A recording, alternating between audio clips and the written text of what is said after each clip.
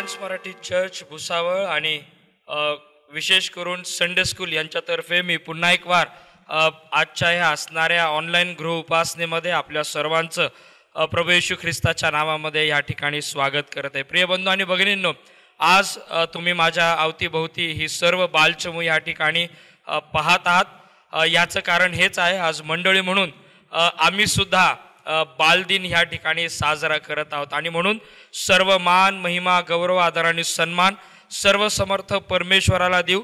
आणि आजच्या ह्या गृह उपासनेमध्ये ज्याप्रमाणे स्तोत्र करता स्तोत्र 111 मध्ये म्हणतो, परमेश्वराचे स्तवन करा सरळ जनांच्या सभेत व मंडळीत, मी अगदी मनापासून परमेश्वराचे उपकार स्मरण करीन। परमेश्वराची कृत्ये थोर आहेत, जास्ती आवडतात ते सर्व त्यांचा शोध करतात। त्याची कृती साक्षात मान व महिमा आहे, त्याचे न्याय पण सर्व काळ टिकून राहते। आपल्या अद्भुत कृत्यांचे स्मरण राहावे असे त्याने केले आहे।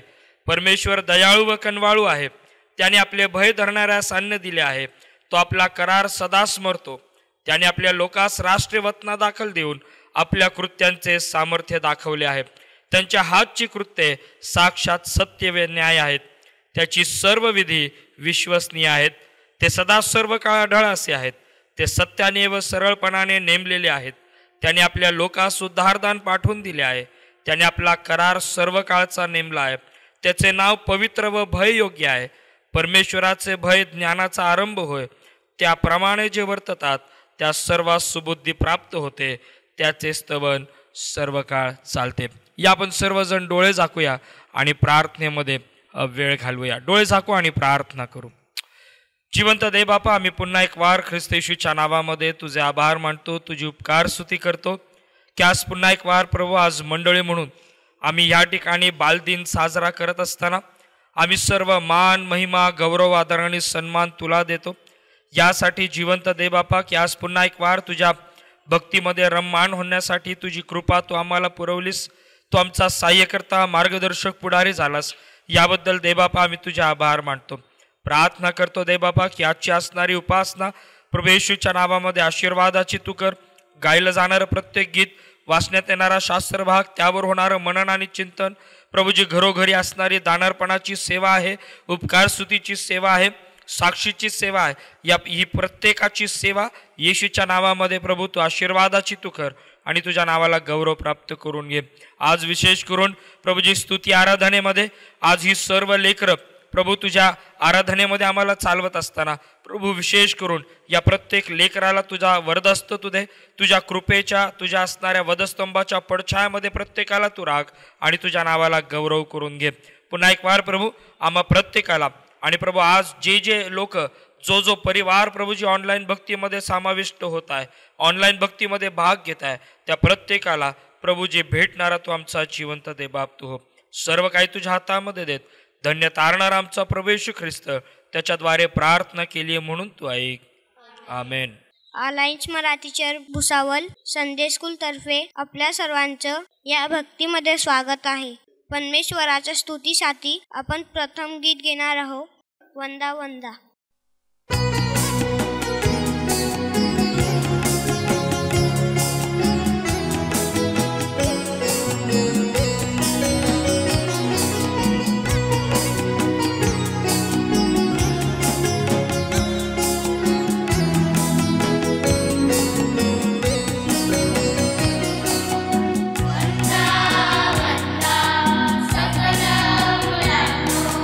देवाला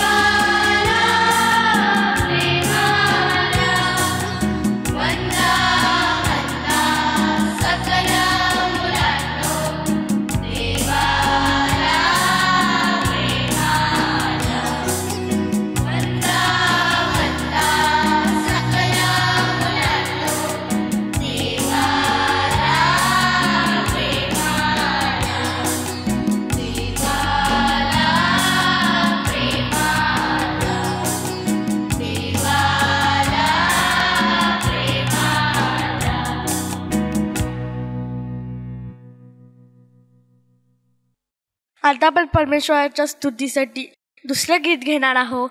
ॲक्शन सॉन्ग छोड दे छोड दे.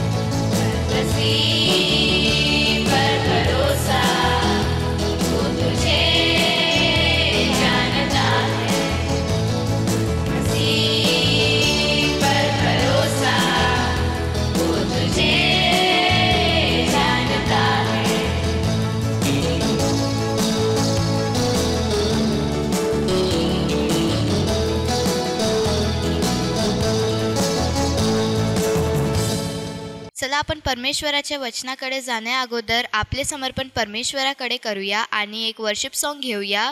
सारे जगत में येशू का नाम हो.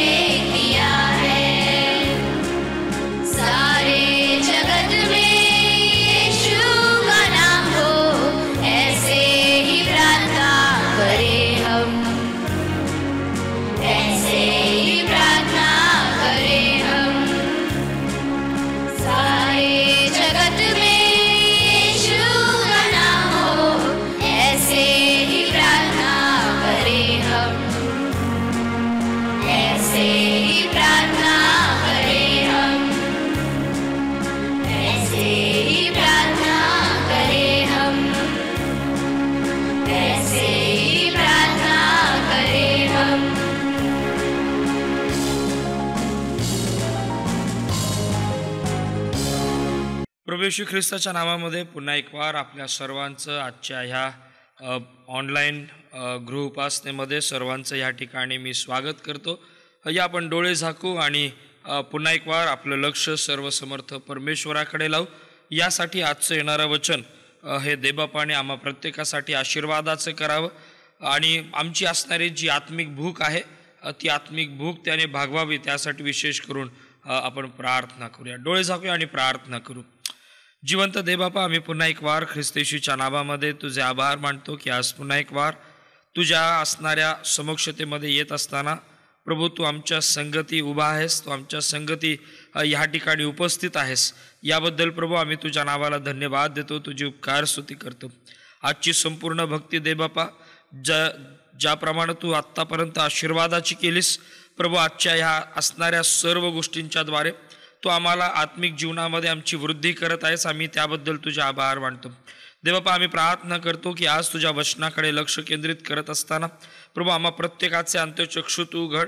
तुझ्या वचनाच्या द्वारे आमच्या संगती संधान साधणारा तू आमचा देवबाप तू हो दे. जिवंत देवबापा, आमची आत्मिक गरज जी आहे प्रभू ही तुझ्याशिवाय दुसऱ्या कोणालाही ठाऊक नाही आणि म्हणून जिवंत देवबापा आम्ही आमच्या स्वतःला लीन आणि नम्र करत तुझ्या चरणाजवळ आणतो. ह्यासाठी देवबापा की पुन्हा एक वार तुझ्या वचनांच्या द्वारे आमची भेट घेणारा, आमची असणारं उणे पण दाखवणारा तू आमचा जिवंत देवबाप तू हो. आज मंडळी म्हणून प्रभू आम्ही चिल्ड्रन डे सेलिब्रेट करत असताना देवबापा आमच्या मंडळीमध्ये असणारे आणि प्रभूजी जी लेकरं आज तुझ्या समक्षतेमध्ये आहेत त्या प्रत्येक लेकराला प्रभू येशूच्या नावामध्ये आशीर्वादित तू कर. इथून पुढची सर्व वेळ तुझ्या गौरवशाली हातामध्ये समर्पित करत धन्यवाद देत प्रार्थना ख्रिस्त येशूच्या द्वारे केली आहे म्हणून तू ऐक. आमेन. देवाच्या वचनाकडे थोड्या वेळ आपण लक्ष केंद्रित करू. आज वास्तविक पाहता 14 नोव्हेंबर हा राष्ट्रीय बालदिन म्हणून त्या ठिकाणी साजरा केला जातो आणि मंडळी म्हणून आज आम्ही सुद्धा हा बालदिन एक थोडासा वेगळ्या प्रकारे या ठिकाणी साजरा करण्याचा आम्ही प्रयत्न करत आहोत. प्रिय बंधू आणि भगिनींनो, जर आम्ही पवित्र शास्त्रामध्ये जर बारकाईनं जर काही गोष्टींचं निरीक्षण केलं किंवा त्याचा जर बारकाईनं अभ्यास केला तर आम्हाला हे निदर्शनामध्ये येईल किंवा निदर्शनास येईल की पवित्र शास्त्रामध्ये लेकरांचा अनेक वेळेस त्या ठिकाणी उल्लेख केला गेलेला आहे आणि म्हणून आज ज्या संदेशाकडे आज आम्ही लक्ष केंद्रित करणार आहोत, आम्ही बघणार आहोत की परमेश्वराचा किंवा पवित्र शास्त्राचा लेकरांकडं पाहण्याचा दृष्टिकोन काय आहे किंवा पवित्र शास्त्र देवाचं वचन आम्हाला लेकरांच्या संबंधाने काय कृती करायला लावतं. एक आईवडील म्हणून, एक पालक म्हणून किंवा त्यांचे एक जे आपण म्हणतो की त्यांना एक मार्गदर्शक म्हणून ज्यावेळेस आम्ही लेकरांच्या पाठीमागं किंवा लेकरांच्या संगती ज्यावेळेस आम्ही उभे राहतो त्यावेळेस आमचं नेमकं कर्तव्य काय आहे, मग ते विचारांच्या द्वारे असो, कृतीच्या द्वारे असो, त्यांच्या संगती वेगवेगळ्या माध्यमातून संधान साधत असताना वेगवेगळे त्याचे प्रकार असतील, त्या सर्व प्रकारातून आम्हाला हे बघायचं आहे की पवित्र शास्त्र आणि देवाचा दृष्टिकोन लेकरांच्या संदर्भामध्ये आम्हाला काय मार्गदर्शन करतो किंवा काय पवित्र शास्त्राची लेकरांच्या संदर्भामध्ये नेमकी शिकवण काय आहे. पवित्र शास्त्र हे अनेक वेळेस आम्हाला लेकरांचा उल्लेख करत असताना त्या ठिकाणी आढळत आहे. त्याच्यानंतर आम्ही जर येशू ख्रिस्ताच्या सेवा कार्यात किंवा येशू ख्रिस्ताच्या जीवनचरित्रामध्ये आणि त्याच्या असणाऱ्या मिनिस्ट्री लाईफमध्ये जर आम्ही बारकाईनं जर लक्ष दिलं तर त्या ठिकाणी आम्हाला हे निदर्शनास येतं, आम्हाला हे दिसून येतं की कळत न कळत प्रत्यक्ष अप्रत्यक्षरित्याने अनेक अशी लेकरं आहेत, अनेक अशी बालके आहेत की त्या ठिकाणी त्यांनी येशू ख्रिस्ताच्या सेवा कार्यामध्ये त्या ठिकाणी मोलाचं सहकार्य किंवा मोलाची मदत त्या ठिकाणी त्या सेवा कार्याला केलेली आम्हाला त्या ठिकाणी दिसून येते. आणि म्हणून पवित्र शास्त्राच्या दृष्टिकोनातून जर आम्ही लेकरांकडं पाहण्याचा जर आम्ही प्रयत्न केला तर आम्हाला हे समजून घेणं गरजेचं आहे की प्रभूकडे किंवा ख्रिस्ताकडे लेकरांसाठी उत्तम अशा चांगल्या उपाययोजना आहेत. त्याच्यानंतर येशू ख्रिस्त ज्यावेळेस ह्या लेकरांकडे ज्यावेळेस तो पाहत आहे त्यावेळेस आम्हाला हे दिसून येतं की वेगवेगळ्या असणाऱ्या कार्यप्रणालीसाठी, वेगवेगळ्या उद्दिष्टांसाठी आणि वेगवेगळ्या ख्रिस्ताच्या करवी होणाऱ्या चमत्कारांसाठी प्रभूनं लेकरांचा त्या ठिकाणी उपयोग केलेला त्या ठिकाणी दिसून येतो. एवढंच केवळ नाही, तिसरी महत्वाची गोष्ट आम्ही लक्षात घेणं गरजेचं आहे. ज्या वेळेस ख्रिस्ताकडं लेकरं आलेली आहेत त्यावेळेस ख्रिस्तानं त्यांना आशीर्वाद विरहित परतवलेलं नाही. आणि म्हणून आम्हाला हे निदर्शनास आज आणायचं आहे की जर आम्ही मंडळी म्हणून लेकरांच्या बाबतीमध्ये जर सिरियस जर नाही आहोत तर आम्हाला सिरियस होणं गरजेचं आहे. आम्हाला लेकरांकडं की जे लेकरं आज नाही पण उद्याचे भविष्य काळाचे मंडळीचे आधारस्तंभ म्हणून उभे राहणार आहेत, उद्याची असणारी मंडळी ही लेकरांच्या हातामध्ये किंवा त्याचा असणारा जे कारभारीपण आहे ते आमच्या लेकरांच्या हातामध्ये जाणार आहे. या लेकरांना आत्मिक जीवनामध्ये आम्ही कसं वाढवत आहोत आम्हाला त्या गोष्टींकडं बघणं गरजेचं आहे. प्रिय बंधू आणि भगिनींनो, जर आम्ही भारताचा विचार केला तर भारतामध्ये काही अशी लेकरं आहेत की त्यांच्याकडं आम्हाला बघणं गरजेचं आहे. दोन महत्वाचे सर्वे सध्या जर आम्ही गुगल सर्चला जर गेलो तर त्या ठिकाणी आम्हाला दिसून येतात. एक युनिसेफचा एक सर्वे आहे आणि त्याच्यानंतर क्रायचा सर्वे आहे. युनिसेफच्या जर सर्वेमध्ये जर आम्ही बघितलं तर कुपोषित लेकरांची जवळजवळ जर टक्केवारी जर काय आहे तर ती जवळजवळ 38.4 इतकी आहे. त्याच्यानंतर आम्ही जर बघितलं तर जवळजवळ 21% असणारी जी भारताची लोकसंख्या आहे ही जवळजवळ गरिबी चाही दारिद्र्य रेषेखाली त्या ठिकाणी आम्हाला दिसून येते. चांगली आणि उत्तम गोष्ट ही आहे की जवळजवळ 80% महिलांची असणारी लेकरांच्या बाबतीमध्ये असणाऱ्या ज्या गोष्टी आहेत म्हणजे ज्याला आम्ही प्रसूती म्हणतो, या असणाऱ्या जवळजवळ 80% महिलांची जी प्रसूती आहे ही आता सुरक्षितपणे हॉस्पिटलमध्ये आणि डॉक्टरांच्या असणाऱ्या निर्देशनाखाली त्यांची प्रसूती होत असताना आम्हाला त्या ठिकाणी आढळून येत आहे. पुढे जर आम्ही बघितलं तर मुलांपेक्षा मुली जास्त मरत आहेत. प्रत्येक जर आम्हाला बघायचं असेल तर 1000 मुलांच्या पाठीमागे 900 मुली आहेत. एवढंच केवळ नव्हे तर जागतिक पातळीवर आम्ही जर ही जर स्ट्रॅटेजी जर बघितली तर जवळजवळ 7% मुलं ही 5 वर्षाखालील जी मुलं आहेत ही मृत्यू पावतायत जागतिक पातळीवर. त्याच्यानंतर आम्ही जर बघितलं मुलींच्या बाबतीमध्ये ही टक्केवारी थोडीशी जास्त आहे. 5 वर्षाखालील किंवा 5 वर्षापर्यंतच्या ज्या मुली आहेत यांचा मृत्यू जवळजवळ 11% आहे जागतिक पातळीवर. हे बंधू आणि भगिनींनो, भारतामध्ये प्रत्येक 5वं मूल की जे 10 ते 19 वयोगटामधलं आहे हे प्रत्येक मूल अब्यूज होत असताना दिसत आहे. जवळजवळ युनिसेफचा क्रायटेरिया किंवा त्यांचा सर्वे आम्हाला सांगतो की जवळजवळ 54% मुली या ॲनिमियाने ग्रस्त होत आहेत.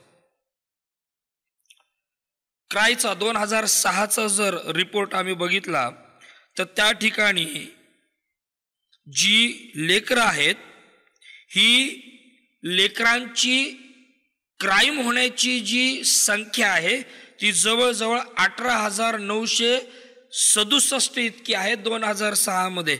पण ज्यावेळेस आम्ही 2020चा ज्यावेळेस आम्ही विचार करतो ती संख्या जवळजवळ 1,06,958 इतकी आहे.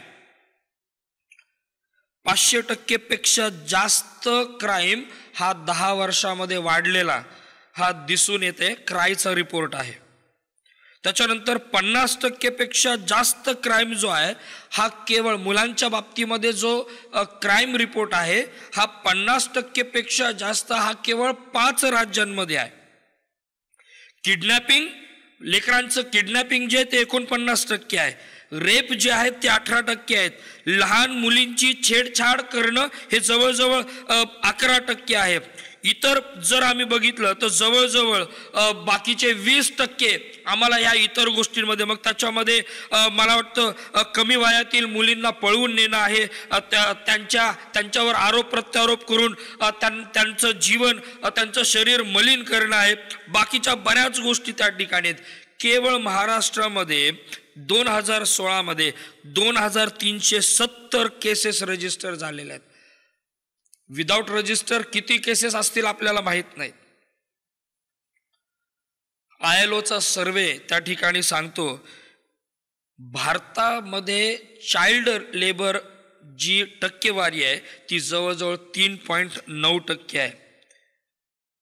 Campaign against child labour CAC नुसार जर आम्ही बघितलं तर भारतामध्ये जवळजवळ 1,26,66,377 एवढे चाइल्ड लेबर आहेत. हा जवळजवळ 2016चा त्या ठिकाणी सर्वे आहे. प्रिय बंधू आणि भगिनींनो, आणि ह्याच्यामध्ये बिहार, UP, राजस्थान, MP आणि महाराष्ट्र या 5 राज्यांमध्ये सर्वात जास्त लेकरं काम करत असताना दिसत आहेत. चाइल्ड लेबर म्हणून त्या ठिकाणी दिसत आहेत. एवढंच केवळ नव्हे, चाइल्ड मॅरेजचा जर रेशो बघितला तर जवळजवळ 27% मुली 18 वर्षाच्या होऊपर्यंत त्यांची लग्न होत आहेत. तोच रेशो 30% जर आम्ही मुलांच्या बाबतीमध्ये जर बघितली तर 15 वय ओलांडण्याच्या अगोदर जवळजवळ 7% लेकरं, 7% लेकरं ही त्या ठिकाणी चाइल्ड मॅरेजला सामोरं जात आहेत. साक्षरतेचं जर टक्केवारी जर आम्हाला बघायची तर मुलांमध्ये 65% टक्केवारी आम्हाला दिसून येते, पण मुलींमध्ये ही टक्केवारी साक्षरतेची 75 85 इतकी त्या ठिकाणी दिसून येते. मुलांमध्ये 65.38 आहे आणि मुलींमध्ये 75.85 आहे. हे सगळं सांगण्याचं प्रयोजन ह्या कारणासाठी आहे प्रिय बंधू आणि भगिनींनो, जर मंडळी म्हणून आम्ही बालदिन साजरा करत आहोत तर आमचं आद्य कर्तव्य हे आहे, आमचं मूळ कर्तव्य मंडळी म्हणून हे आहे की आम्ही ह्या असणाऱ्या लेकरांकडं बारकाईनं बघणं गरजेचं आहे. या लेकरांना आम्हाला विसरता येणार नाही. या लेकरांना आत्मिक दृष्टिकोनातून आम्हाला दुर्बल करता येणार नाही. या लेकरांना आम्हाला आत्मिक दृष्टिकोनातून यांचं सबलीकरण करणं गरजेचं आहे. कारण जर आम्ही लूककृत शुभवर्तमानाच्या 2ऱ्या अध्यायामध्ये जर आम्ही आलो आणि त्याच्या असणाऱ्या मला वाटतं 52व्या वचनाकडे जर आम्ही लक्ष केंद्रित केलं तर त्या ठिकाणी येशू ख्रिस्ताविषयी फार सुंदर एक वचन त्या ठिकाणी वापरण्यात आलं आणि त्या ठिकाणी म्हटलेलं आहे 52व्या वचनामध्ये, लूककृत शुभवर्तमान याचा 2रा अध्याय आणि 52व्या वचनामध्ये त्या ठिकाणी म्हटलेलं आहे, येशू ज्ञानाने, शरीराने आणि देवाच्या व माणसाच्या कृपेत वाढत गेला. येशूच्या बालपणाविषयीचा असणारा हा वृत्तांत आम्हाला लूककृत शुभवर्तमानाच्या 2ऱ्या अध्यायामध्ये दिसून येतो. आणि या 2ऱ्या अध्यायामध्ये जर आम्ही बघितलं तर येशू ख्रिस्ताच्या सर्वांगीण वाढीसाठी केवळ 52वं वचन जे आहे हे 52वं वचन आम्हाला फार विस्तृत रीतीने त्याच्या असणाऱ्या शारीरिक आणि आत्मिक वाढीच्या संदर्भामध्ये आम्हाला सांगतं.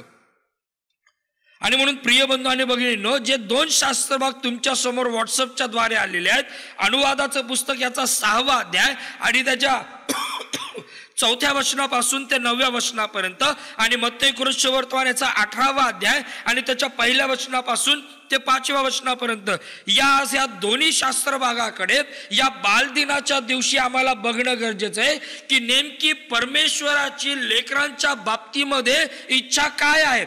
देवानं त्याच्या वचनाच्या द्वारे लेकरांसाठी काय इच्छा ठेवलेली आहे. लेकरांच्या संबंधामध्ये देवाचा आणि पवित्र वचनांचा, पवित्र शास्त्राचा दृष्टिकोन काय आहे.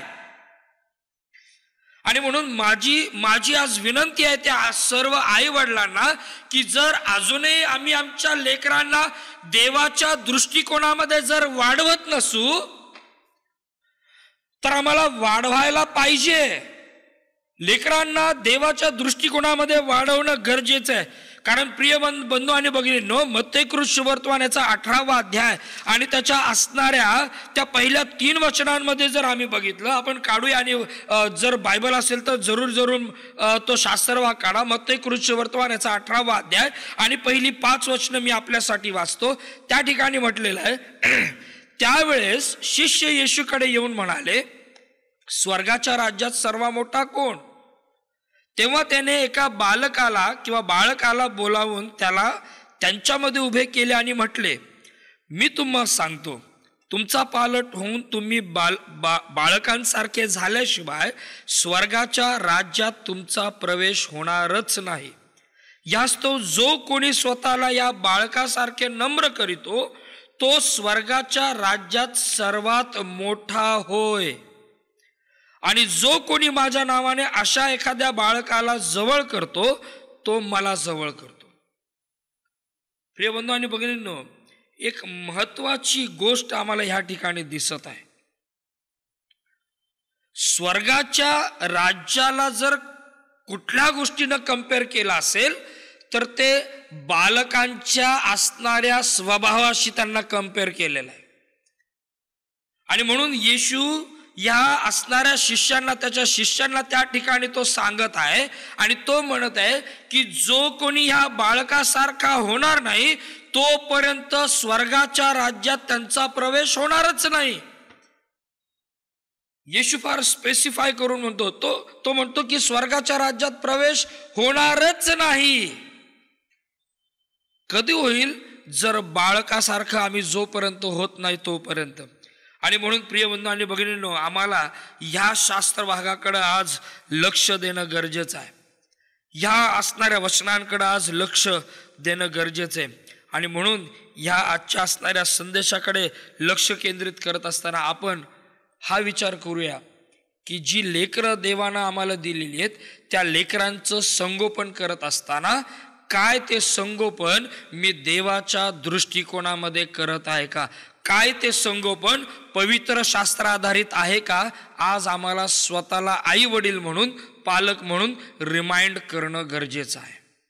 आणि म्हणून आम्ही स्वतःला हे सतत रिमाइंड केलं पाहिजे की जर पवित्र शास्त्र, देवाचं वचन जर लेकरांना जर स्वर्गीय राज्या संगती जर कंपेअर करत आहे, त्यांची तुलना करत आहे, तर आम्हाला हे लक्षात घेणं गरजेचे प्रिय बंधू आणि भगिनींनो, आई वडिलांनो, आजी आजोबांनो, की लेकरांना देवानं पवित्र वचनांनी किती अनन्यसाधारण महत्व दिलेलं आहे.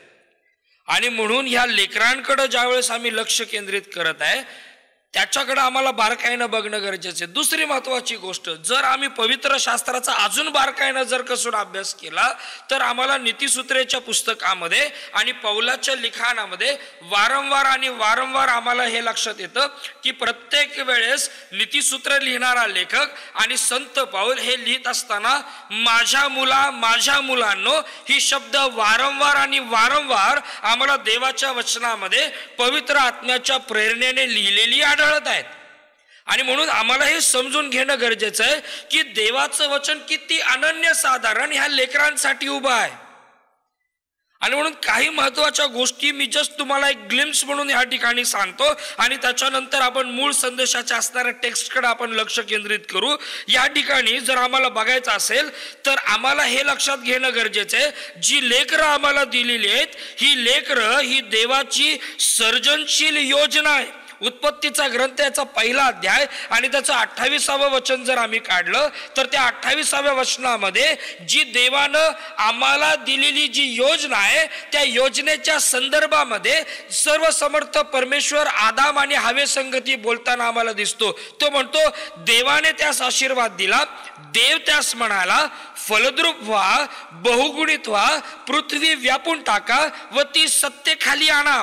समुद्रातील मासे, आकाशातील पक्षी व पृथ्वीवर संचार करणारे सर्व प्राणी यावर सत्ता चालवा. कोणाला आशीर्वाद दिला?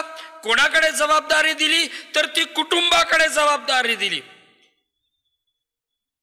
आणि म्हणून देवाची ही योजना आहे आणि त्या योजनेमध्ये आम्ही मार्गक्रमण करणं गरजेचं आहे.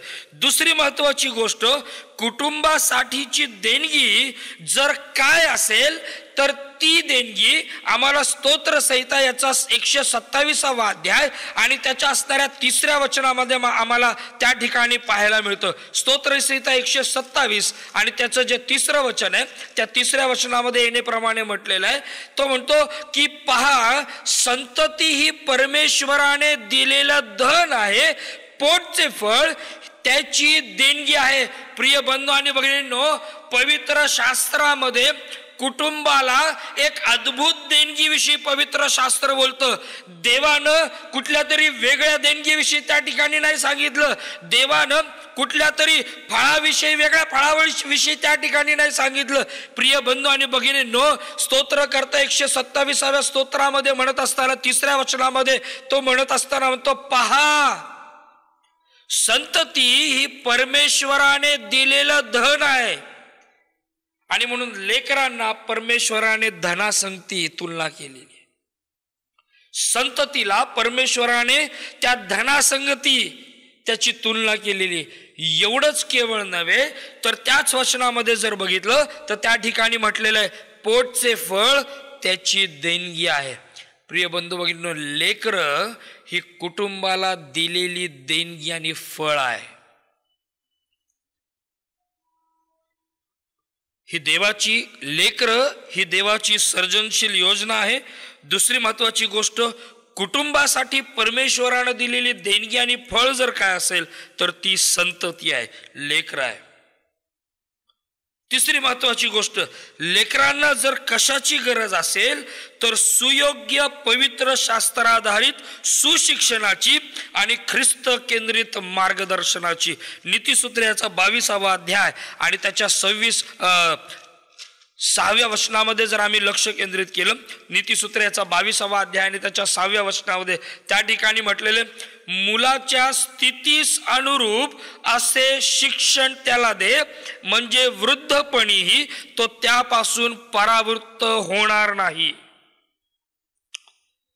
सुयोग्य पवित्र शास्त्राधारित सुशिक्षण आणि ख्रिस्त केंद्रित मार्गदर्शनाची गरज ही लेकरांना आहे. तेवढंच नाही, नीतिसूत्र याचा 29वा अध्याय आणि त्याच्या 17व्या वचनामध्ये जर आम्ही बघितलं तर त्या ठिकाणी नीतिसूत्राचा लेखक 17व्या वचनामध्ये म्हणत असताना तो म्हणतो, तू आपल्या मुलास शासन कर, म्हणजे तो तुला स्वास्थ्य देईल, तो तुझ्या जीवाला हर्ष देईल.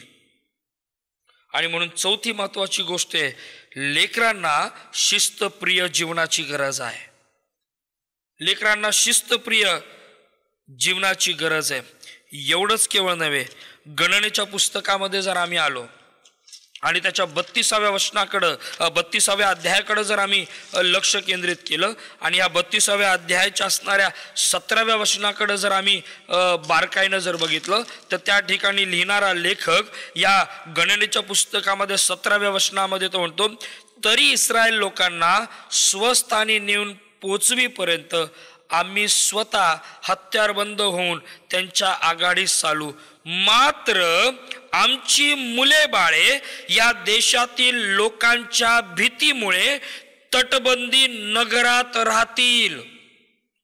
गणनेच्या पुस्तकामध्ये ज्यावेळेस रौबेन, गाद व अर्धे मनुष्य घराणे यार्देनेच्या पूर्वेच्या त्या ठिकाणी त्या एरियामध्ये ज्यावेळेस वस्ती करू लागतात, आम्हाला दिसतं अनुवादाच्या पुस्तकामध्ये सुद्धा या गोष्टींचं रिपिटेशन त्या ठिकाणी केलेलं आहे. आणि ज्यावेळेस या सर्व गोष्टी त्या ठिकाणी होत आहेत, 17व्या वचनामध्ये गणनेच्या 32व्या अध्यायामध्ये याप्रमाणे म्हटलेलं आहे. 16 आणि 17 त्या ठिकाणी म्हणतं, मग ते त्याच्या जवळ जाऊन म्हणाले, आम्ही आमच्या गुराढोरांसाठी येथे वाडे बांधू आणि आमच्या मुलाबाळांसाठी नगरे वसवू. तरी इस्रायल लोकांना स्वस्थानी नेऊन पोहोचवीपर्यंत आम्ही स्वतः हत्यारबंद होऊन त्यांच्या आघाडीस चालू, मात्र आमची मुले बाळे या देशातील लोकांच्या भीतीमुळे तटबंदी नगरात राहतील. प्रिय बंधू आणि भगिनींनो, लेकरांना जर कशाची गरज आहे तर लेकरांना योग्य सुरक्षिततेची गरज आहे. आमच्या लेकरांना आम्ही ख्रिस्त केंद्रित तटबंदीमध्ये ठेवणं गरजेचं आहे. 6वी महत्वाची गोष्ट, मार्क शुभवर्तमान याचा 10वा अध्याय आणि त्याच्या असणाऱ्या 16व्या वचनामध्ये जर आम्ही आलो तर त्या ठिकाणी 16व्या वचनामध्ये लिहिणारा लेखक संत मार्क या ठिकाणी 10व्या अध्यायाच्या 16व्या वचनामध्ये म्हणत असताना तो म्हणतो, तेव्हा त्याने त्यांना कवटाळून व त्याच्यावर हात ठेवून त्यांना आशीर्वाद दिला. लेकरांना देवाच्या आशीर्वादांची गरज आहे. 6वी गोष्ट, लेकरांना देवाच्या आशीर्वादाची गरज आहे. त्याच अध्यायामध्ये म्हणजे मार्क शुभवर्तमानाच्या 10व्या अध्यायाच्या 13व्या वचनामध्ये अजून एक गरज आम्हाला त्या ठिकाणी दिसून येते आणि ती गरज आहे त्या ठिकाणी देवाचं वचन आम्हाला सांगतं, मग त्याने बाळकास स्पर्श करावा म्हणून लोकांनी त्यांना त्याच्याकडे आणले. प्रिय बंधू आणि भगिनींनो, तुमच्या आणि माझ्या लेकरांना ख्रिस्ताच्या स्पर्शाची गरज आहे. तुमच्या आणि माझ्या लेकरांना ख्रिस्ताच्या स्पर्शाची गरज आहे.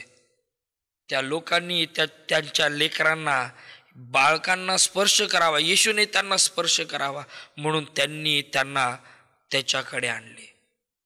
आमच्या लेकरांना ख्रिस्ताच्या स्पर्शाची गरज आहे. लास्ट बट नॉट लिस्ट, आमच्या लेकरांना ख्रिस्त केंद्रित प्रीतीची गरज आहे. आमच्या लेकरांना ख्रिस्त केंद्रित प्रीतीची गरज आहे. मशीन सारखं आम्ही लेकरांकडनं गोष्टी करून घेत आहोत. आमच्या ॲम्बिशन्स आम्ही लेकरांमध्ये पूर्णत्वास नेत आहोत यासाठी की आमच्या असणाऱ्या गोष्टी सोयीस्करितेने मार्गी लागाव्यात. थोडंसं कठीण आहे पण वास्तव आहे. एका सर्वेमध्ये एका आई वडिलांना विचारण्यात आलं, एका श्रीमंत आई वडिलांना विचारण्यात आलं की तुम्ही तुमच्या लेकराला एवढे पैसे खर्च करून एवढ्या सगळ्या गोष्टी देऊन तुम्ही त्याला का इतकं चांगलं शिक्षण देत आहेत? आई वडील दोघंही एकसाथ म्हणाले, यासाठी आम्ही त्यांना शिक्षण देतोय, यासाठी की त्यांना चांगल्या पगाराची नोकरी लागावी आणि त्या पगाराच्या नोकरीमुळे आमचं म्हातारपण सोयीस्करितेने जावं, आम्हाला कुठल्याही प्रकारचा त्रास होऊ नये. प्रिय बंधू आणि भगिनींनो, लेकरं देवानं आम्हाला त्यासाठी नाही दिलीत. आम्हाला लेकरं देवानं त्यासाठी नाही दिलीत आणि म्हणून काही ठळक गोष्टी मी आज तुमच्या समोर मांडणार आहे. 4 महत्वाच्या गोष्टी मी आज तुमच्या समोर मांडू इच्छितो आणि त्या 4 महत्वाच्या गोष्टी जर काय आहेत त्या वेगवेगळ्या बायबलच्या असणाऱ्या शास्त्र भागामधून, पवित्र शास्त्रातून आम्ही वेगवेगळ्या वचनाच्या द्वारे आम्हाला बघणं त्या ठिकाणी गरजेचं आहे. प्रिय बंधू आणि भगिनींनो, लक्षात घ्या, लेकरं ही देवाची सर्जनशील योजना आहे. कुटुंबासाठी देणगी जर काय असेल तर ती लेकरं म्हणून आम्हाला देण्यात आलेली आहे. लेकरांना जर कशाची गरज असेल तर ती सुयोग्य पवित्र शास्त्राधारित सुशिक्षणाची आणि ख्रिस्त केंद्रित मार्गदर्शनाची गरज आहे. लेकरांना शिस्तप्रिय जीवनाची गरज आहे. लेकरांना सुरक्षिततेची गरज आहे. लेकरांना परमेश्वराच्या आशीर्वादांची गरज आहे. लेकरांना ख्रिस्ताच्या स्पर्शाची गरज आहे. लेकरांना ख्रिस्ताच्या प्रीतीची गरज आहे. आणि एवढ्या सगळ्या गोष्टी देवाचं वचन आम्हाला सांगत आहे. आणि म्हणून सुरुवातीला मी म्हणालो, काय माझा दृष्टिकोन एक पालक म्हणून, एक बाप म्हणून, एक आई म्हणून, एक आजी म्हणून, एक आजोबा म्हणून माझा दृष्टिकोन हा कसा आहे? लेकरांकडे ज्यावेळेस मी पाहत आहे त्यावेळेस मी कुठल्या दृष्टिकोनातून पाहत आहे? काय मी माझ्या डोळ्याला जगिकतेचा चष्मा लावलाय का माझ्या डोळ्यांवर पवित्र शास्त्राधारित चष्मा आहे? प्रिय बंधू आणि भगिनींनो, 4 महत्वाच्या गोष्टी मी आज तुमच्या समोर ठेवू इच्छितो. सगळ्यात पहिली गोष्ट, पहिले शमूएलाचा पहिला अध्याय, पहिले शमूएलाचा पहिला अध्याय आणि त्याच्या असणाऱ्या 26व्या वचनापासून ते आपण जवळजवळ 28व्या वचनापर्यंत जर आम्ही पाहिलं तर त्या ठिकाणी एक सुंदर बाब आम्हाला त्या ठिकाणी पाहायला मिळते की जी आम्हाला हन्नेनं केलेली आम्हाला त्या ठिकाणी दिसून येते.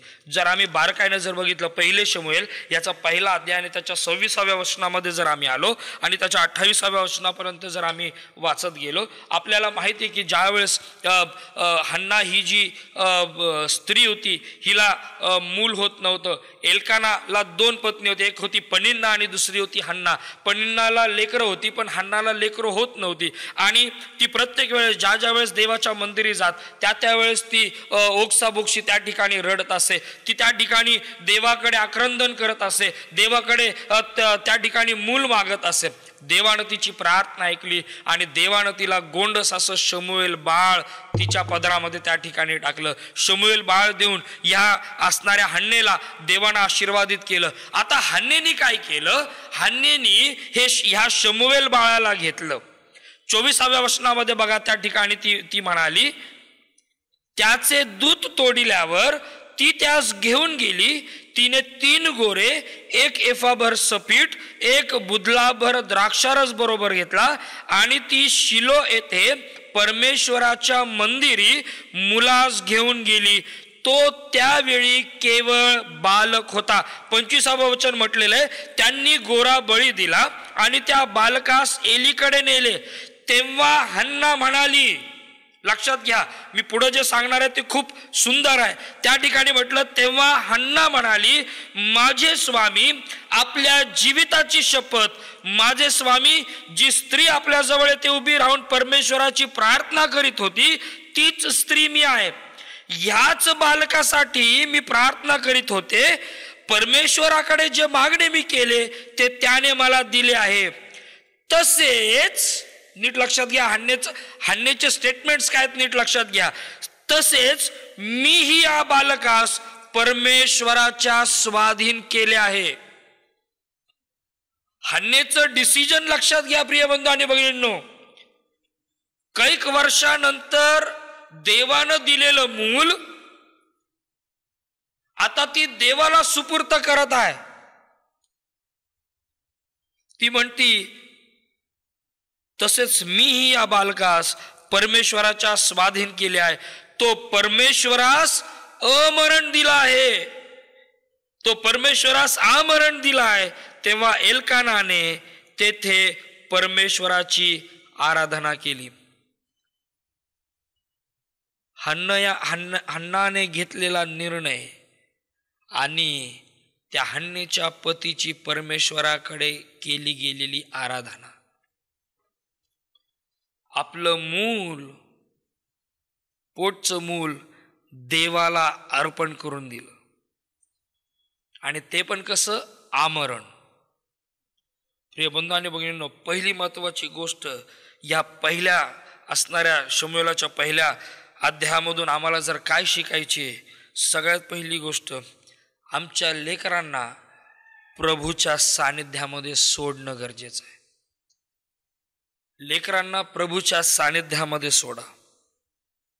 बघा ना, लूका सुवर्तमानाचा 2रा अध्याय आणि त्या 2ऱ्या अध्यायामध्ये जर आम्ही बघितलं तर त्या ठिकाणी ज्यावेळेस आम्ही 39व्या वचनापासून पाहतो, लूका सुवर्तमान याचा 2रा अध्याय आणि 39व्या वचनापासून ते जवळजवळ 52व्या वचनापर्यंत जर आम्ही बघितलं तर त्या ठिकाणी येशू ख्रिस्ताचा जन्म ज्यावेळेस होतो आणि येशू ख्रिस्ताच्या बाळपणाविषयी, त्याच्या बालपणाविषयीची बरीचशी माहिती आम्हाला या लूक 2 मध्ये त्या ठिकाणी पाहायला मिळते. आणि त्या ठिकाणी म्हटलेलं आहे, 39वं वचन आम्हाला सांगतं, नंतर प्रभूच्या नियमशास्त्राप्रमाणे सर्व काही पुरे केल्यावर ते गालिलात आपले गाव नासरत येथे परत गेले. तो बाळक वाढत वाढत बलवान होत गेला व ज्ञानाने पूर्ण होत गेला आणि त्याच्यावर देवाची कृपा होती. एवढंच केवळ नाही. आता 41व्या वचनामध्ये बघा काय म्हटलं, त्याचे आईबाप दरवर्षी वलांडण सणास येरुशलेमेस जात असत आणि तो 12 वर्षाचा झाला तेव्हा ते त्या सणातील रिवाजाप्रमाणे तेथे गेले. मग सणाचे दिवस संपल्यावर ते परत जाण्यास निघाले तेव्हा तो मुलगा येशू येरुशलेमेत मागे राहिला. हे त्याच्या आईबापांना कळले नाही. तो वाटेच्या सोबत्यास असेल असे समजून ते एक दिवसाची वाट चालून गेले. नंतर नातलग व ओळखीचे यांच्यामध्ये त्यांनी त्याचा शोध केला परंतु तो त्यांना सापडला नाही. म्हणून ते त्याचा शोध करीत करीत येरुशलेमेस परत गेले. मग असे झाले की 3 दिवसानंतर तो त्यांना मंदिरात गुरुजनांमध्ये बसून त्यांचे भाषण ऐकताना व त्यास प्रश्न करताना सापडला. आमचं मूल कुठं सापडतं? येशू मंदिरामध्ये दिसला गेला, येशू मंदिरात सापडला. प्रिय बंधू आणि भगिनींनो, लेकरांना प्रभूच्या सानिध्यामध्ये सोडा. येशू मंदिरात होता. आमची लेकरं आहेत का हो मंदिरात? रविवारच्या व्यतिरिक्त, संडे स्कूलच्या व्यतिरिक्त आमची लेकरं प्रभूच्या सानिध्यामध्ये येऊन त्या मंदिरामध्ये बसण्यासाठी तयार आहेत का? ठीक आहे, आज मंदिरं बंद आहेत, घरात तरी ते प्रभूच्या सानिध्यात बसत आहेत का? प्रॅक्टिकली विचार करा ना, जे तुम्ही आज ऑनलाईन भक्तीमध्ये आहेत, किती जणांसंगती लेकरं बसलेली आहेत? किती जणांसंगती लेकरं बसलेली आहेत? बघा आपल्या आजूबाजूला. माझं मूल माझ्या संगती आहे का? विचार करणं गरजेचं आहे. आणि म्हणून हा विचार करणं गरजेचं आहे.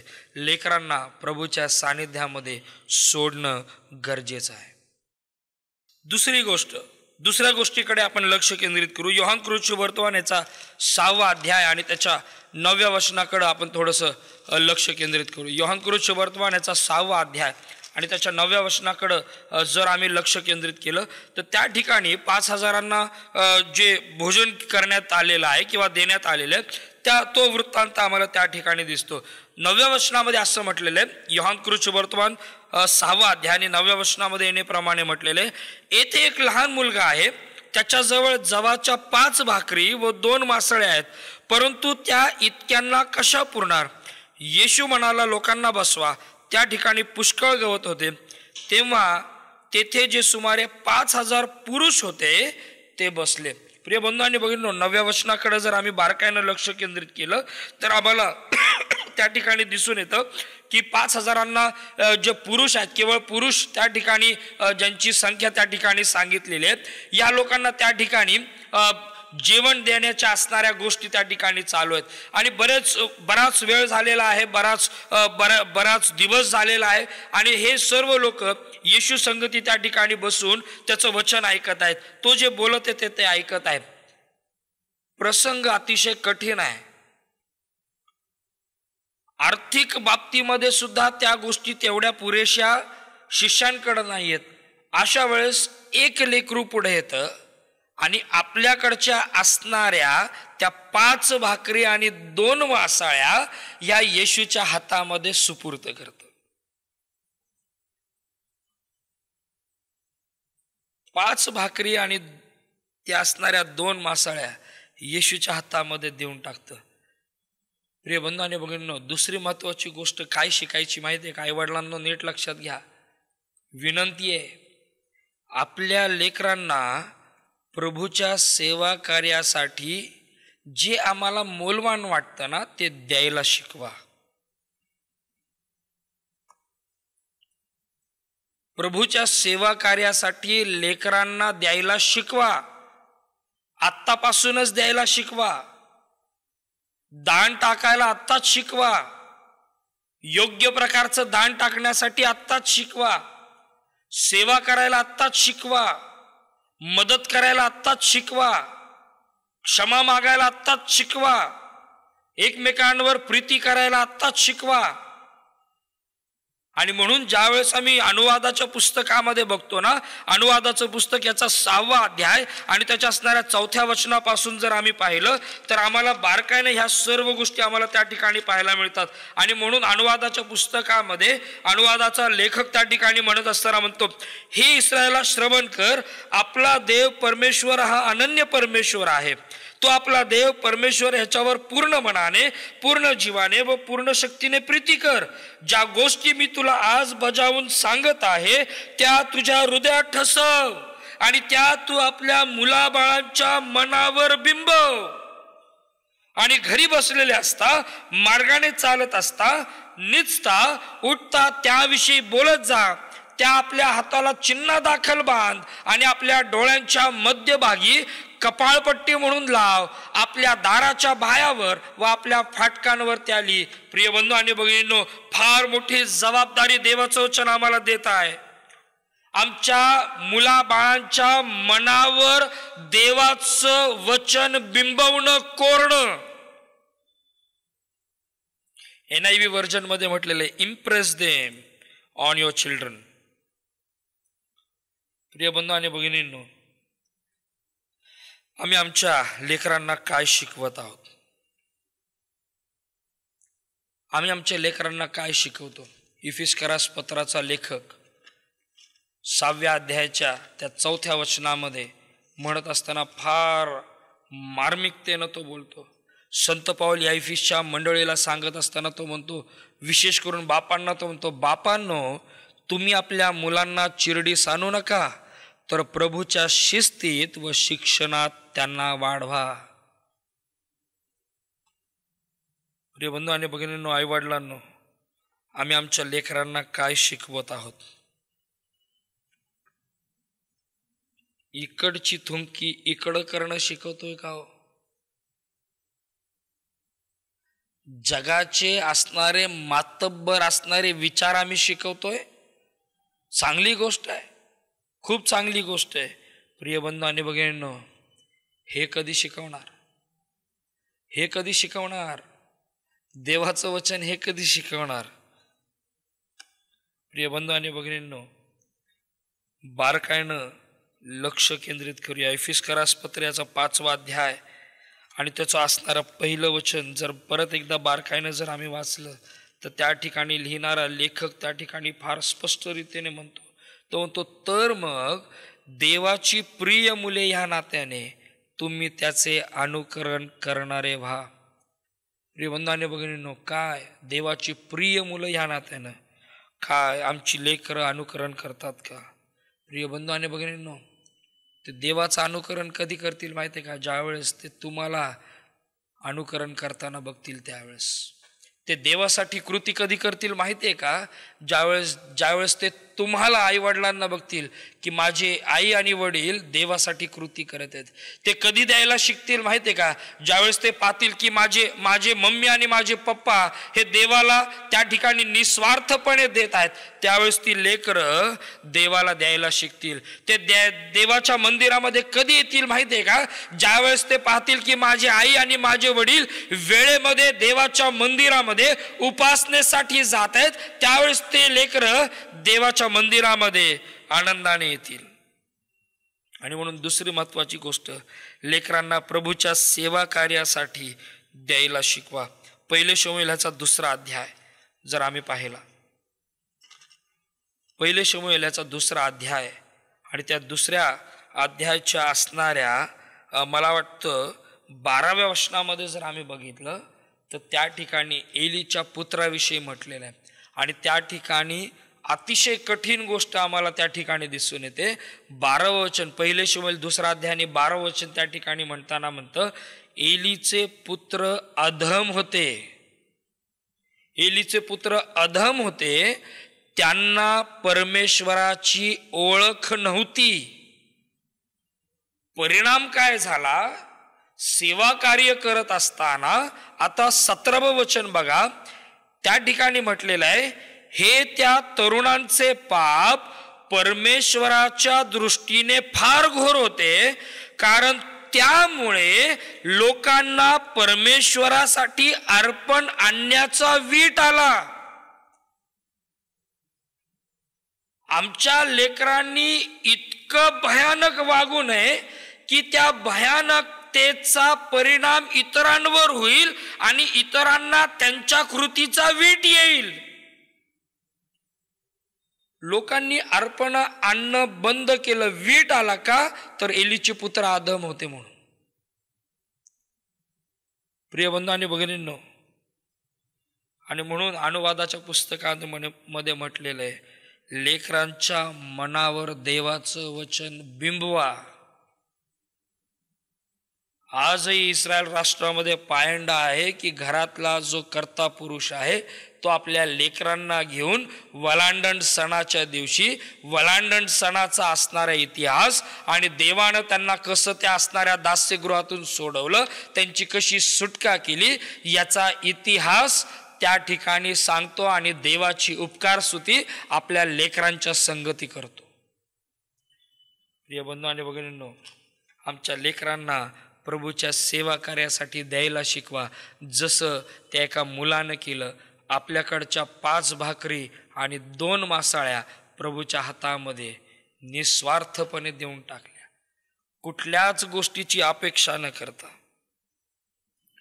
प्रिय बंधू आणि भगिनींनो, लेकरांना प्रभूच्या सानिध्यामध्ये सोडा, लेकरांना प्रभूच्या सेवा कार्यासाठी देण्यास शिकवा.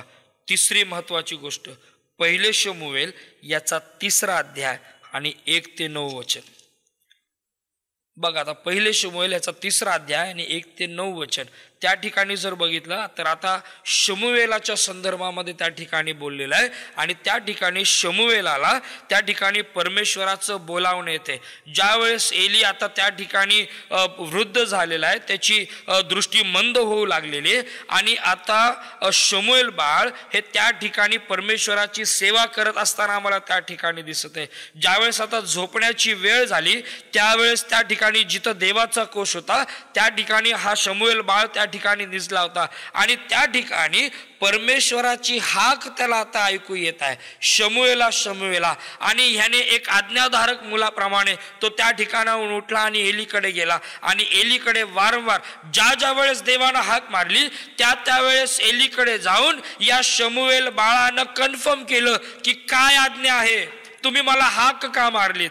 प्रिय बंधू आणि भगिनींनो, तिसरी महत्वाची गोष्ट मला तुमच्या समोर ठेवायची आणि ती म्हणजे लेकराला देवाचा आवाज ओळखण्यासाठी शिकवा. लेकरांना देवाचा आवाज ओळखू द्या. लेकरांना हे शिकवा की तुम्हाला कोण हाक मारत आहे. लेकरांना हे शिकवा की देव बोलावतो, देव हाक मारतो, परमेश्वर आम्हाला आमच्या नावानं हाक मारतो, त्यानं आमचं नाव त्याच्या तळ हातावर कोरून ठेवलेलं आहे हे त्यांना सांगा, शिकवा, मनावर बिंबवा. प्रिय बंधू आणि भगिनींनो, शमूएलानं ती हाक ओळखली आणि शमूएलाला ती हाक ओळखण्यासाठी एलीनं मदत केली. प्रिय बंधू आणि भगिनींनो, लेकरं ही देवाच्या मंदिरामध्ये येऊ द्या, देवाच्या सेवका संगती त्यांना बसू द्या, डिस्कस करू द्या, देवाच्या पाचरणासंबंधी शिकू द्या. आमची लेकरं खूप चांगली हुशार झालेली आहेत, इंटेलिजंट झालेली आहेत आणि त्यांनी फक्त सेक्युलर वर्ल्डमध्ये जाऊनच त्यांनी त्या ठिकाणी काम करावं. यापेक्षा जर देवाचं पाचारण जर त्यांना होत असेल, देव जर त्यांना एक महान सेवा कार्यासाठी जर बोलावत असेल, आनंदानं आपलं मूल सेवेसाठी देऊन टाका.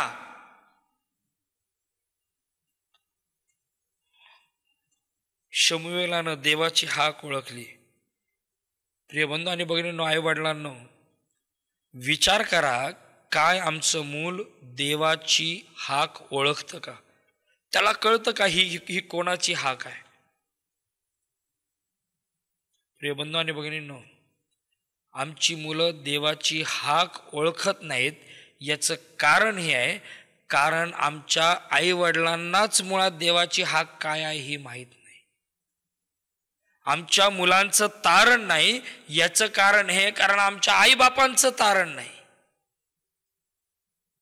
आमच्या लेकरांना सेवा कशी करायची हे माहीत नाही, कारण त्याचं हे आहे, कारण आमच्या आई वडिलांना माहीत नाही की सेवा कशी करायची. आणि म्हणून मंडळी, प्रिय बंधू आणि भगिनींनो, आमचे स्वतःचे असणारे उट्टे काढण्यासाठी देवाने ही मंडळीची स्थापना नाही केली. देवाने मंडळीची स्थापना ह्यासाठी केली की देवाचं गौरव या मंडळीच्या द्वारे व्हावं, देवाची आराधना या मंडळीच्या द्वारे व्हावी. आमच्या लेकरांना देवाचा आवाज ओळखण्यासाठी आम्ही शिकवलं पाहिजे. प्रिय बंधू आणि भगिनींनो, चौथी आणि शेवटची महत्वाची गोष्ट, लूक सुवर्तमानाचा 2रा अध्याय आणि त्याचं 30वं वचन. लूक सुवर्तमान याचा 2रा अध्याय आणि त्याचं 30वं वचन, ज्या ठिकाणी आम्हाला येशू ख्रिस्ताचा ज्यावेळेस जन्म होतो आणि ज्यावेळेस त्याचं अर्पण करण्यासाठी ज्यावेळेस त्याला पहिल्यांदा मंदिरामध्ये ज्यावेळेस आणलं जातं, 27व्या वचनामध्ये बघा, त्याला 25व्या वचनामध्ये जर बघितलं, लूक 2:25 त्या ठिकाणी म्हटलेलं, तेव्हा पहा शिमोन नावाचा कोणी एक मनुष्य यरुशलेमेत होता. तो नीतिमान व भक्तिमान मनुष्य असून इस्रायलाच्या सांत्वनाची वाट पाहत होता व त्याच्यावर पवित्र आत्मा होता. प्रभूच्या ख्रिस्ताला पाहण्या अगोदर तुला मरण येणार नाही असे पवित्र आत्म्याने त्याला प्रगट केले होते. त्याला आत्म्याने मंदिरात आणले आणि नियमशास्त्राच्या विधीप्रमाणे करण्याकरता आईबाप येशूला आत घेऊन आले. पुढे बघा काय म्हटलेले, तेव्हा त्याने त्याला म्हणजे येशूला आपल्या हातात घेऊन देवाचा धन्यवाद करीत म्हटले, हे प्रभू, आता तू आपल्या वचनाप्रमाणे आपल्या दासाला शांतीने जाऊ देत आहेस, कारण माझ्या डोळ्यांनी तुझे तारण पाहिले आहे. चौथी आणि शेवटची गोष्ट प्रिय बंधू आणि भगिनींनो, शिमोन ज्यावेळेस येशूला त्या बालकाला हातामध्ये घेतो त्यावेळेस येशूच्या संदर्भामध्ये तो त्या ठिकाणी म्हणतो, माझ्या डोळ्यांनी तुझं तारण पाहिलेलं आहे. त्या बालकाच्या जीवनामध्ये त्या शिमोनाला जगाचं तारण दिसलं. आणि म्हणून प्रिय बंधू भगिनींनो, आमच्या लेकरांच्या जीवनातून तारण प्रदर्शित होऊ द्या. आमच्या लेकरांच्या जीवनातून तारण प्रदर्शित होऊ द्या. स्तोत्रकर्ता स्तोत्र 91 मध्ये आणि 16व्या वचनामध्ये तो म्हणतो, तू सिद्ध केलेल्या तारणाचा अनुभव मी घडवीन. प्रिय बंधू आणि भगिनींनो, आमचा अल्टिमेट गोल आमच्या लेकरांसाठी काय आहे? आज जर प्रत्येक आई वडिलांना जर आम्ही विचारलं तर ते प्रत्येक आई वडील त्यांचे ॲम्बिशन सांगतात. लेकरांना ती ॲम्बिशन्स त्यांनी त्यांच्या हृदपटलावर अतिशय सुंदर रीतीने बिंबवलेले आहेत. प्रिय बंधू आणि भगिनींनो, आई वडिलांनो, लेकरांनी मोठ्यापणी काय व्हायचं, ज्याप्रमाणे तुम्ही त्यांच्या अंतःकरणावर बिंबवताय त्याप्रमाणे या लेकराचं तारण झालं पाहिजे. हे त्याच्या अंतःकरणावर का बिंबवलं जात नाही? का लेकरांच्या आत्मिक जीवनाच्या वाटचालीकडे आम्ही बारकाईनं लक्ष केंद्रित करत नाही? का आमची लेकरं व्यसनाधीन होत आहेत? का आमची लेकरं पळून जात आहेत? का आमची लेकरं विधर्म्यांसंगती त्या ठिकाणी जोडणी करतायत? का आमची लेकरं वेगवेगळ्या प्रकारच्या असणाऱ्या वेगवेगळ्या घाणेरड्या गोष्टींमध्ये त्या ठिकाणी इन्व्हॉल्व होत आहेत? का आमची लेकरं आमच्या आईवडिलांसंगती योग्य प्रकारचं वर्तन त्या ठिकाणी करत नाहीत? का आमची लेकरं आईवडिलांचं ऐकत नाहीत? का आमच्या लेकरांमध्ये आणि आईवडिलांच्या असणाऱ्या त्या वादामध्ये भांडणामध्ये लेकरांची सरशी होताना दिसत आहे? का आजची लेकरं ही आई वडिलांच्या डोळ्यांमध्ये अश्रू आणते? कारण याचं कारण एक आणि एकच आहे. प्रिय बंधू आणि भगिनींनो, आम्ही जगातलं सर्व ऐश्वर्य लेकरांना दिलं, पण जगातलं आत्मिक जीवनातलं हे सर्वात महान असणारं अद्भुत असं ऐश्वर्य आम्ही लेकरांना द्यायला विसरलो. प्रिय बंधू आणि भगिनींनो, ज्यावेळेस आम्ही आमच्या लेकरांना प्रभूच्या सानिध्यामध्ये सोडू, ज्यावेळेस आम्ही आमच्या लेकरांना प्रभूच्या सेवा कार्यासाठी द्यायला शिकू, ज्यावेळेस आम्ही आमच्या लेकरांना देवाचा आवाज ओळखायला शिकू, ज्यावेळेस आम्ही आमच्या लेकरांना त्यांच्या जीवनातून तारण प्रदर्शित करायला शिकवू, त्यावेळेस ती मोशेची बहीण मरियम तयार होईल. त्यावेळेस त्या भावांना दुष्काळाच्या असणाऱ्या त्या कठीण काळामध्ये सांभाळणारा योसेफ तयार होईल. त्यावेळेस त्या नामानाला योग्य मार्गदर्शन करणारी ती मुलगी तयार होईल. त्यावेळेस पेत्राचा आवाज ओळखणारी ती रुदा तयार होईल. त्यावेळेस त्या हेलेन्यांकडे जाणारा तो प्रेषित पौल तयार होईल. आणि एवढंच नाही तर विश्वासातलं खरं लेकरू तिमोथी सुद्धा तयार होईल. प्रिय बंधू आणि भगिनींनो, आमची लेकरं काय आम्ही देवाच्या दृष्टिकोनामध्ये वाढवत आहोत का? प्रार्थना करूया. थोड्या वेळ देवाच्या समक्षतेमध्ये आम्ही पुन्हा एक वार आमची लेकरं आमच्या डोळ्याच्या समोर आणूया. प्रियांनो, विचार करूया की काय माझं लेकरू प्रभूच्या सानिध्यामध्ये आहे का? काय माझं लेकरू प्रभूसाठी देत आहे का? काय माझं लेकरू देवाचा आवाज ओळखत आहे का? एवढंच केवळ नाही काय माझ्या लेकराच्या जीवनामध्ये तारणाचा अनुभव आहे का? देवाची प्रिय मुलं ह्या नात्याने आम्हाला त्याचं अनुकरण करणं गरजेचं आहे. आईवडिलांनो, जर तुम्ही अनुकरण करणार नाही, मी अनुकरण करणार नाही, तर आमची लेकरं अनुकरण करणार नाहीत. कारण ती आमचं बोलणं आणि आमचं वागणं ही बघत आहेत. या आपल्या स्वतःचं आणि आपल्या लेकरांचं समर्पण करूया. जर लेकरांच्या संगती आज तुम्ही तुमच्या या ऑनलाईन भक्तीमध्ये असाल तर आपल्या लेकरांचा हात पकडा आणि त्यांच्यासाठी प्रार्थना करा. स्वतःला आणि लेकराला देवाच्या सानिध्यामध्ये घेऊन या. पुन्हा एकदा त्यांना देवाच्या सानिध्यामध्ये आणून त्यांचं समर्पण करा. यदा कदाचित आत्तापर्यंत गोष्टी राहून गेल्या असतील, पुन्हा एक वार स्वतःला रिकमिट करा. प्रभू, आम्ही पुन्हा एक वार तुझ्या नावाला धन्यवाद देतो. तुझ्या वचनाच्या द्वारे आज खूप स्पष्ट रीतीने तू आमच्या संगती बोललेला आहेस. आणि म्हणून दे बापा, आमच्या लेकरांना आम्ही तुझ्या हातामध्ये देतो आणि प्रार्थना करतो, जिवंत दे बापा, तुझ्या भयात, तुझ्या कृपेमध्ये ह्या लेकरांना वाढवण्यासाठी लागणारी सर्व प्रकारची कृपा तू दे. प्रभू, आमचा अल्टिमेट गोल हा लेकर आमचे किती आमच्या घरामध्ये पैसे असतील हा नसावा, तर आमच्या लेकरांना तू सिद्ध केलेला तारणाचा अनुभव असावा, हा आमचा अल्टिमेट गोल असावा. आणि म्हणून दे बापा, आम्ही आमच्या लेकरांना तुझ्या हातामध्ये पुन्हा एक वार रिकमिट करतो, रिसबमिट करतो. दे बापा, त्यांच्या संगती तू राहा, सहाय्यकर्ता पुढारी तू हो आणि तुझ्या नावाचं गौरव करून घे.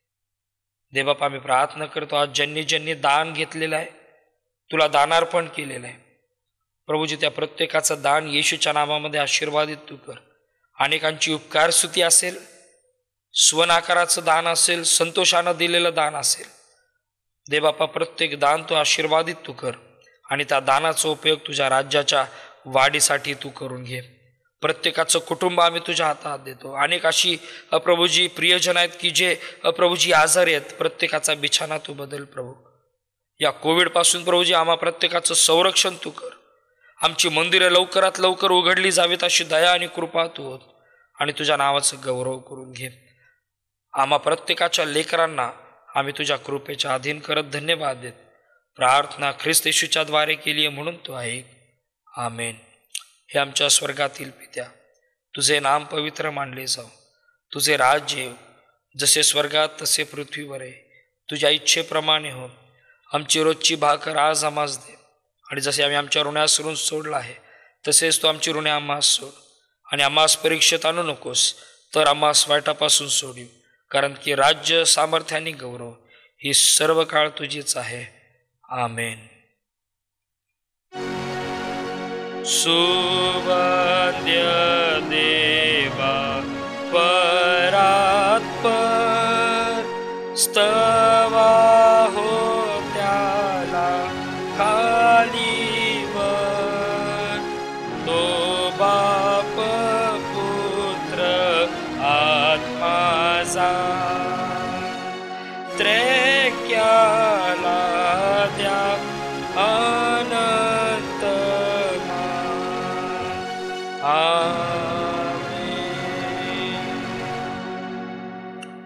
आणि आता बुद्धी सामर्थ्याच्या पलीकडे असणारे देवबापाची प्रीती, प्रभू येशू ख्रिस्ताची कृपा आणि पवित्र आत्म्याची सहभागिता आम्हातील प्रत्येकाबरोबर येथून पुढे सदा सर्व काळासाठी असो. Amen.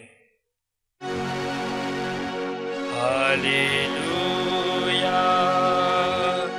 Hallelujah, hallelujah, hallelujah. Thank you, Jesus.